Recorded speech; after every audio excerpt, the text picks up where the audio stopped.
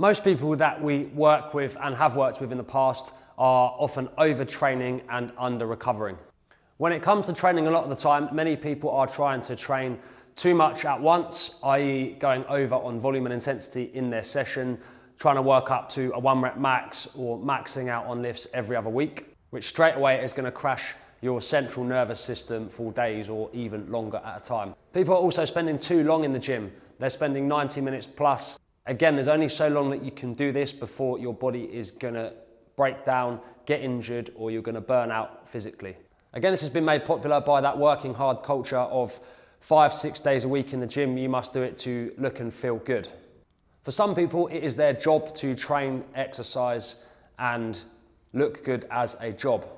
Or even an athlete. An athlete may train most days, but they have their active recovery and they have their recovery sorted for this. If you are paid to do this, then you will have someone in your corner showing you exactly what to do, when to do it, and how to recover properly. For the general population, 3 to 4 times per week is the sweet spot for most. But even still, week after week, if we're pushing weight, we're pushing the weight heavier, we're going extra reps, extra sets, over time, the body is going to need some recovery. I'm actually doing this video off a prompt from a member today who said they were coming to do one of our strength training sessions. They were then coming back to do a fit session in the evening, followed by football training after that. This was at lunchtime. They'd barely drunk any water. They hadn't eaten a proper meal. And then they had 2 more sessions to go for the rest of the day. This is partly for the reason of the video. Firstly, 3 exercise sessions in a day for 99% of the population is way too much. And to add on poor nutrition and hydration will make this even worse. You may be able to do it for a short period of time. However, you're not going to perform properly. Maybe in that first session, but the second and third session, 100% you will not perform properly. And your body will not progress and grow and adapt after that because you are not feeding it with fuel. Again, bringing it back to that 45-minute session. 45 minutes is absolutely plenty for the kind of training that most people need. A simple full body approach where our aim is to increase either sets, reps, or weight slightly each week so that we are progressing. You do not need to be testing 1 rep maxes every other week or even every month for that matter. For nutrition wise, for basic eating beforehand, we want to have a basic carb meal. Again, this person said they were too busy, but how long does it really take you to eat a banana? Half an hour before you come in. Everybody is busy, but everybody has access to an air fryer. An air fryer is going to cut down your cooking time, it's going to make things easy, and there are millions of things that you can cook for 2 to 3 people within a large air fryer at a time that will halve the time of what it takes for an oven. Again, you can batch prep this in advance to make things easier and more time efficient for you. The next thing when it comes to recovery is people's protein levels are way too low. Again, speaking to another member the other day, he believed his protein intake to be good over the day.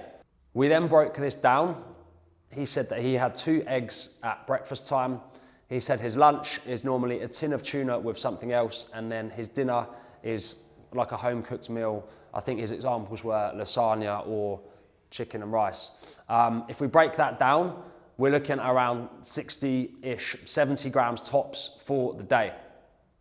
And for this particular individual, his minimum protein intake for the day recommended was around 140 to 150 grams per protein. And he thought that what he was having now was all that he needed. So again, people are massively underestimating their protein levels, which needs to be addressed for most people.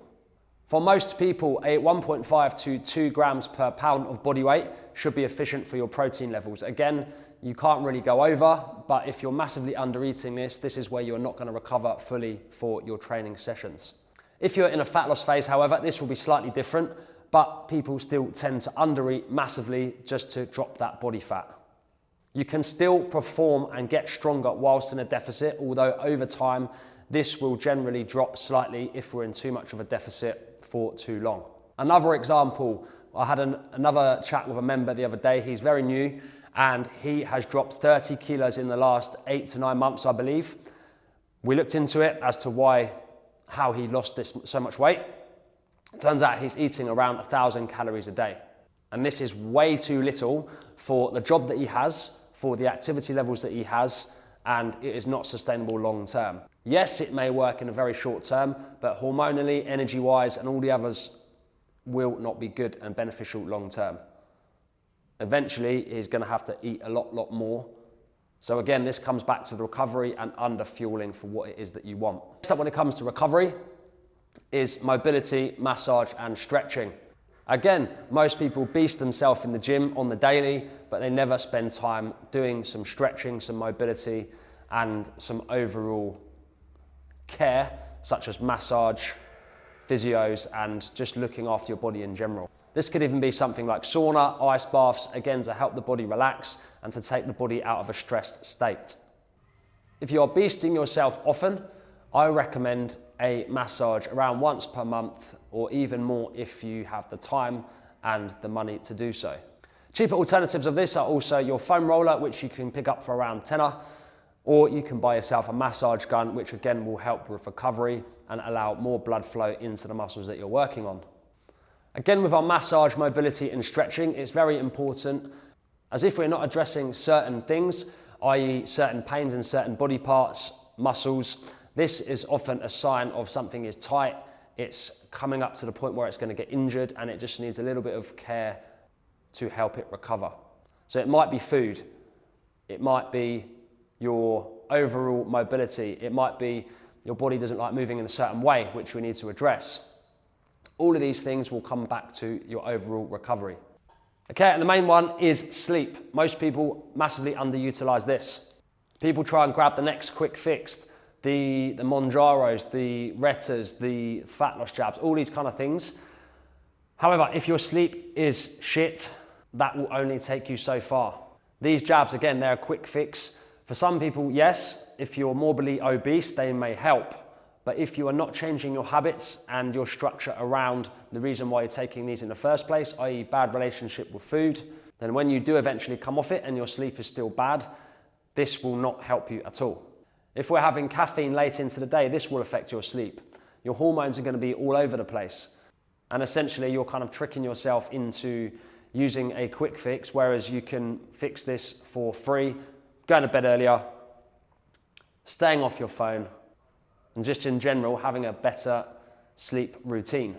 And even touching on the supplement side of things, looking at something like magnesium before you go to bed will help you get a better sleep. When we are tired, it leads to bad food decisions, lead to more injuries, and it will lead to poorer training overall. So if right now your performance is lacking in one area, look at the things that we've gone through, the nutrition, the sleep, the overall recovery and fatigue, and have a look which ones you can make a difference on first. Because I guarantee if you look at your nutrition, you look at your recovery, and you look at your overall sleep, if you even improve this by 5 to 10% over the next 30 days, everything will feel much better, your lifts will move better, and you will feel overall more energized every single day.